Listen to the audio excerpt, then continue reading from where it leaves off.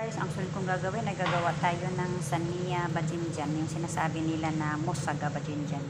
Ito yung talong guys na dinidipry ko na siya. Yan, ilalagay ko dito. Tapos yung mga ingredients niya, ito yung laham from or ground meat. So ito yung sasalam niya guys. Ito yung black pepper, 1 teaspoon, 1 teaspoon cumin, and 3 teaspoon coriander, and 1 tablespoon ng ating salt. Pero hindi masyado puno yung salt natin ng tablespoon. Kasi depende lang yan guys, tingnan niyo rin kasi minsan may ano tayo na maramihan, minsan maliit. Kaya hindi ko siya pinuno guys. So ayan.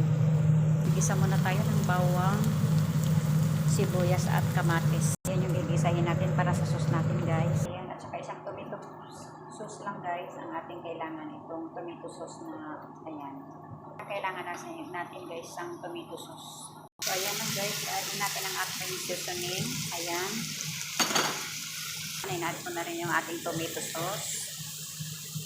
So ayan na guys ang ating sauce ng ating bajinjan, ating sania bajinjan. Ayan na yung sauce niya. Maglalagay muna ako dito sa ano lang guys. Mag-add muna tayo ng sauce dito, konti guys. Ayan. So ayan, ilalagay na natin ang ating bajinjan or ating talong na dinidipry ko yan guys.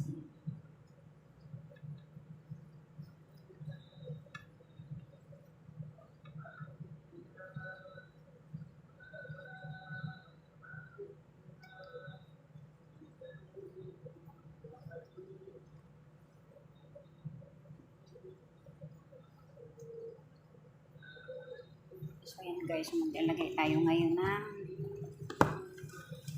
ating ayan, yung ground meat. Maglagay tayo ulit ng konting pens ng ating sauce. So ilagay tayo ulit. Yan lang gagawin guys.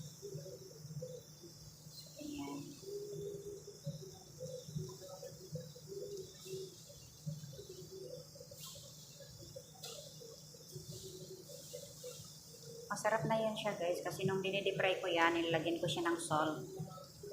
Kaya may lasa na yung ating talong. Ayan.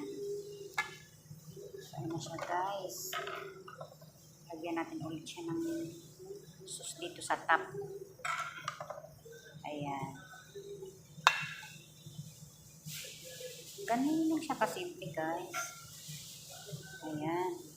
So maglalagay na naman tayo ng ating ground meat. Ayan.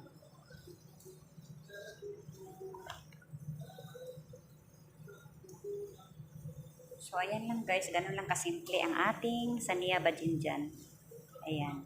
So ayan na guys, tatakpan natin na ng foil bago natin ilagay sa oven ng 5 minutes before serving. So ayan lang, maraming salamat guys. Assalamualaikum.